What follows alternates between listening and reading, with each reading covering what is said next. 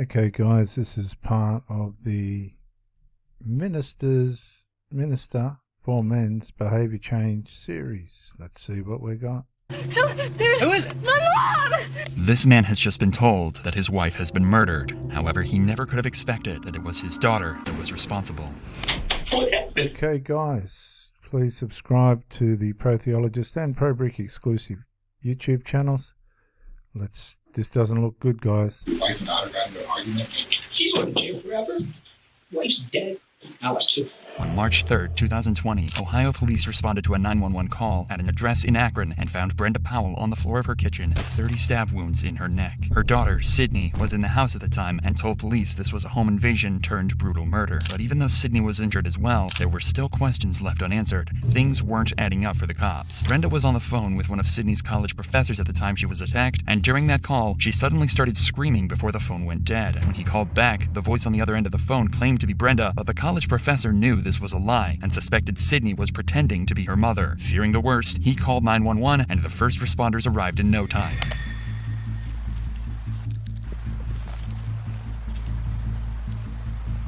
Watch this, guys. This scream, combined with being called to the location, is enough probable cause for the police to forcefully enter the home. And this is what was waiting for him when he walked inside the house. Akron Police! Akron Police!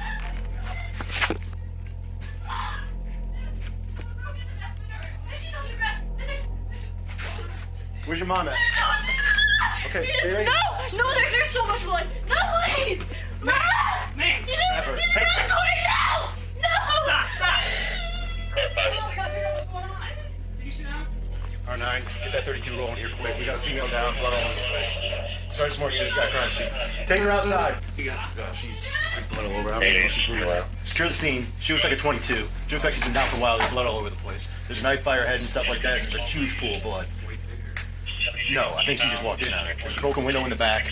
So if you can just put up some crime scene tape. As soon as AFD gets here, they're going to pronounce her, I'm sure. It turns out Brenda hasn't just been stabbed. She's also been hit over the head with an iron skillet, and her injuries are so devastating that her life hangs in the balance.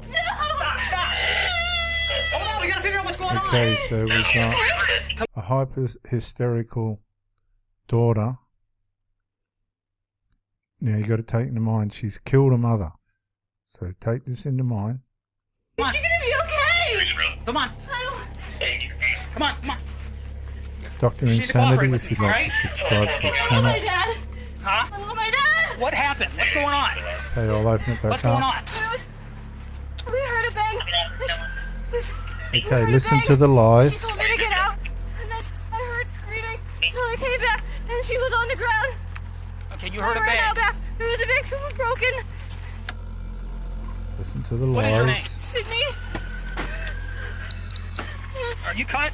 I don't think so. Yeah, you're cut somewhere. I don't think so. Yeah, your hand. No, I was helping her. I grabbed her. All right, stop. I grabbed the knife. Yeah. What's going on? I don't know. We just got The dad, Okay, Sydney. what's- I don't know. Okay. I don't know. Daddy! Sydney appears to have been injured as well, is suffering from shock, and struggling to hold herself together. Even the arrival of her father, Steve Powell, doesn't calm Sydney down. Police need to lock down the crime scene and try to because- figure out exactly what's happened. Guys, she doesn't calm down because she knows she's in serious trouble. She's just murdered her mother. Guys, you've got to look underneath the surface, viewers. Back window's broken in! So you're gonna have to Daddy! inside there. So A lot of these young people are out of control and they're using a victim mentality to evade character growth. They're using a victim mentality to evade character growth. Watch this very carefully, guys. This is a person that has just slayed her mother. I don't know! There was so much lady in the blood! house. Okay. She's got minor cuts. Inside the house, there's a broken window and the knife used to stab Brenda, but something isn't quite right, as the broken window had blood dripped on the outside of it, leading police to conclude it could have only been broken after Brenda had been stabbed. However, Sydney claims that the intruder used the window to enter and was broken before the attack, leading to the first of many inaccuracies in her story. Interesting. It's not you. Okay, do we know who? Where? Which way? That's the younger guy. I'm looking through here and I can see pictures. There's a whole See basement what happens, setup. guys, is Yep, hey, sorry, I'll call you right back. she hasn't had time to make All up right, let a me go story or report that. anything. They've been straight onto it. Thanks to the Well, I'll see if we can professor. find out who else lives here. With such a serious case with so many unanswered questions, the cops spend some time talking with homeowners nearby. They have to try and collect as much information as possible, but right now, the only person making any sense is Sydney's father. Okay. Do you live here, sir? Yeah, Listen. that's my wife and there's my daughter. How old's your daughter?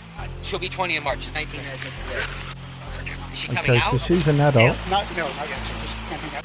Sydney, can you tell me what happened? Huh? Sydney's gone into a state of Sydney. mute. She's gone mute. Sydney. Look at all the police cars, man. This is huge. Yeah, it's coming. Yeah, that's him right here. I can hear him.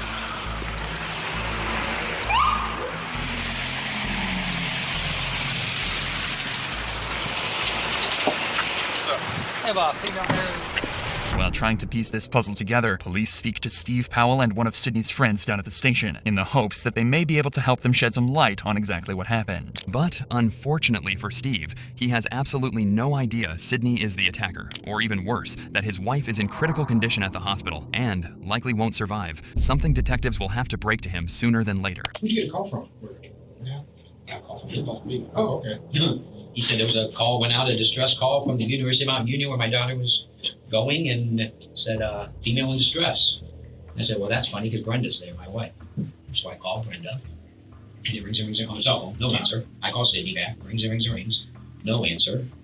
I call Brenda back, ring, no answer. I'm pacing around. I call Chief back, and I'm on the phone with him, telling him there's no answer. My doctor calls me back. I said, oh, Mom's on the phone with Mount Union. I said, well, cops are on the way. And she went, there's a break-in, and she just started going off. She said, well, she said, there's been somebody broke into the She's house. had to There's blood make up a everywhere. story immediately. Yeah, she's guys. This girl's been caught off guard. She didn't think it was going to unfold as quickly as it has. She's been unable to have the time to conclude within herself a story of justification for murdering her mother, and she's been put straight into a corner.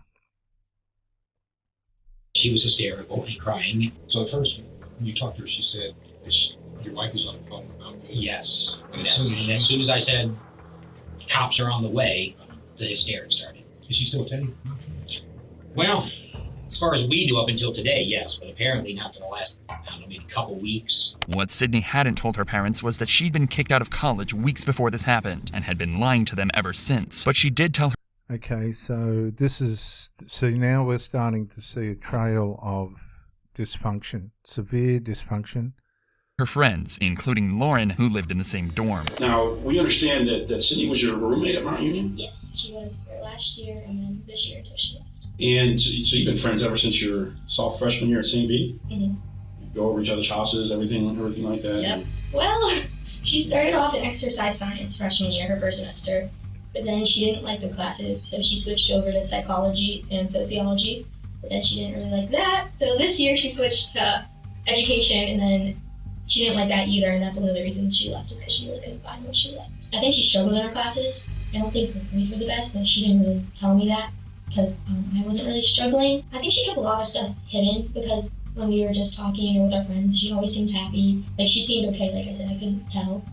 I just want to say to you, the flying monkeys, the friends, the family members, in this case the friend, they will throw you under the bus. You know, there's the allies that you think you have, not that this girl's setting out to protect anybody or hide any stories, they're not. The truth's the truth, and people that lie to protect the truth, they're the dangerous ones. This girl's just telling it how it is, but she's still a friend, and she's giving these people a story that's going to enable them to understand how far off the rails this girl was. Now, I'll be interested to see if there's drugs and or alcohol or both or other stuff involved in this. Till the end, where she was kind of just like struggling, and she kind of was sad and just like, Lauren, I don't know what to do. I think she felt like everybody around her kind of had figured out what they wanted to do, and she hadn't. Establishing Sydney's state of mind leading up to the incident will help detectives find out if she simply snapped or if this was premeditated. The issue is, Sydney is going to claim that she actually has no idea what happened throughout this entire case. That's denial, in fact, she's remember. going to base her entire defense on the fact that she blacked out and even claim Denial. insanity using this. This means the cops still have no solid proof that Sydney is the guilty party, but they're starting to discover she was hiding secrets from just about everyone. Well, I know she's had anxiety for a while, but I think those this last semester, like starting coming back in January, is when it really started, that she was kind of more like upset because she really didn't know what she wanted to do. My friends and I were worried for her because we didn't know what was going on because she didn't tell us, and Lauren knew something was wrong and tried to help. At first, she had no reason to doubt her and was as supportive as any friend could have been at a time like this. But even Lauren grew suspicious of Sydney's evasive behavior. I could tell she was getting more upset, like more sad. And I told her, like, I'm here, like, you can tell me, I'm here for you. If you need anything, I'm here. But she never really opened up until she was leaving and saying that she was struggling with school and that she was kind of trying to figure out what was going on. And that's when I started to try to help her. Let's talk about this. You're her best friend, and I know this is difficult, but tell us about her relationship with her parents. Her and her parents had a really good relationship. Like, her mom and her were best friends. Probably, like, they did everything together. Like, one of the reasons she went home was to be with her mom. They were always close. She never said anything bad about her mom. She never ever talked about having an argument with her mom. Like, I can't recall every time she'd be going home, she's like, I can't wait to see my mom. Or when she goes home for weekends, she'd be like, oh, my mom wants me to come home so we can hang out and like watch movies. And she loved being home. By this point, Sydney is becoming wrapped up in a lie that she's going to struggle to escape from. But instead of owning up, she decided to make out as if college just wasn't working out for her and tried to convince her parents that they could save a lot of money on college bills if she left to pursue other things. What's going on? Are you not going to school? She goes, I'm overwhelmed in school, and I don't really like what I'm doing, and it seems like it's a waste of my time and your money. I said, well, but that's all part of it. Nobody's going to tell you you need to do what you're doing when you're 20. You need to figure it out. But that's not what she told her friends. So when she's talking to you about the problem she's having at school, did she mention that she tried talking to her parents? Yeah, I know she definitely, especially when she left, she talked to her mom about leaving. They kind of made that decision together to leave Mount. Like, she told them that. Lauren's suspicions were proved to be right, and Sydney was lying to her friends. But at the same time, she was also lying to her parents, who knew nothing of her problems at college until they received a phone call from Sydney's professor. So Steve and Brenda began crisis talks to find out exactly what was going on with their daughter. So I went back, I called my wife on my daughter's phone. She picks up, she was working down in Children's. And she goes, what's wrong? And I basically told her, I said, Sydney, I think the reason we can't get on is because she's unenrolled. She hasn't been going to school. Sydney became wrapped up in two sets of lies, the story she told her friends and the story she told her parents. Failing grades aren't the end of the world, and any parent would support their child through such difficult times. But it seems she thought her parents would be mad and couldn't bring herself to tell them she'd been asked to leave the college. Yeah, we asked her what she was doing, and she said she was good. Like, she acted like what we would see as normal. Like, she was laughing, she was having fun, she said she got a job. So she said she'd left, but she'd actually been asked to leave the college. Because she worked at the Akron Rubber Ducks.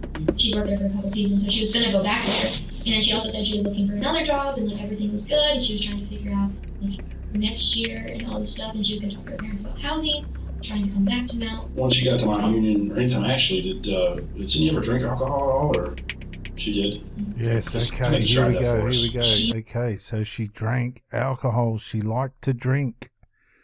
Here we go, guys. She liked to drink. There was an incident in the fall of our freshman year where she drank too much, and she wasn't alcohol poisoned, but she did end up in the hospital. Her mom came. Okay, so she's drank. Okay, so she's drank so much alcohol that she's been hospitalized on one occasion, unable to handle it. Therefore, she was unable to read what was happening to her body relative to the amount of consumption she was taking. So it might have been a attention-seeking thing or whatever, but yeah, she's definitely not in touch with herself. And got her at like 2 in the morning. Usually after that, her and I were together, and if she did drink, I usually kind of like slow her down after kind of her limit because she's small. Detectives suspect Sydney snapped when Brenda was on the phone to her college professor and tried to cover up her lies by silencing her mother forever. The issue is, again, Sydney is claiming that she doesn't remember a thing, but it seems that she made some crucial and careless mistakes that let the detectives pick up the pieces. Sydney grabbed an iron skillet and beat her mother into submission before plunging a steak knife into her neck over 30 times. She then impersonated her mother on the phone and staged a break-in to try and cover her tracks. I made it in far enough to see the back fit. When you go into the front door, you come around the kitchen, you go in, you can see there's like a pass-through between the kitchen and the family room. The back of the house, I could see the right hand, there's two big sliding windows. I could see that window was clearly, it looked like it was busted. Went down the hallway probably about 2 feet, just didn't see blood all the way down the hallway. Sadly, Brenda didn't survive her ordeal and passed away in hospital. The county medical examiner came to the conclusion that Brenda had died from blunt force trauma to her head and stab wounds to her neck. They ruled her death a homicide. This left detectives to deliver the tragic news to Steve that his wife was dead. So, guys, maybe the Minister for Men's Behaviour Change could put in an application for a Minister of Female Behaviour Change. I don't know. What's your comment on that? Not really bad news. Your wife passed away.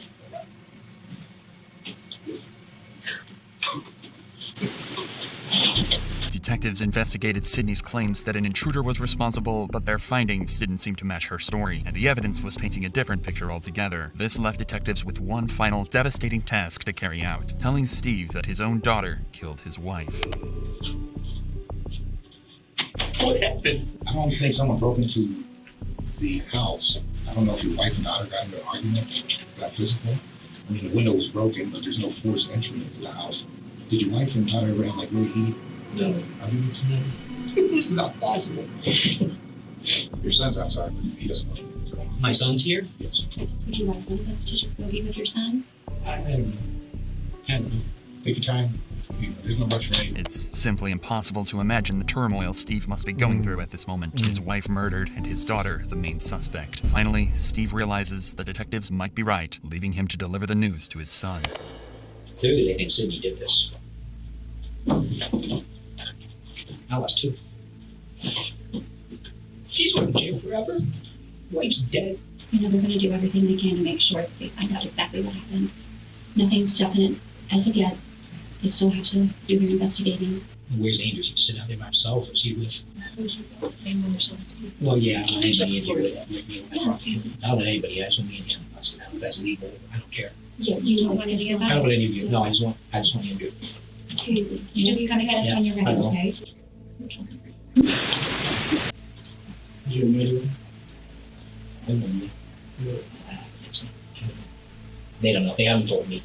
They're investigating. Sydney was arrested and charged for the murder of Brenda Powell. She claimed insanity at first, saying she had almost no memory of what happened, including hitting Brenda with the cast iron skillet and fatally stabbing her. The jury didn't believe Sydney, and she was found guilty on 2 counts of murder, 1 count of felonious assault, and 1 count of tampering with evidence. Sydney Powell was sentenced to life in prison with a chance of parole after 15 years.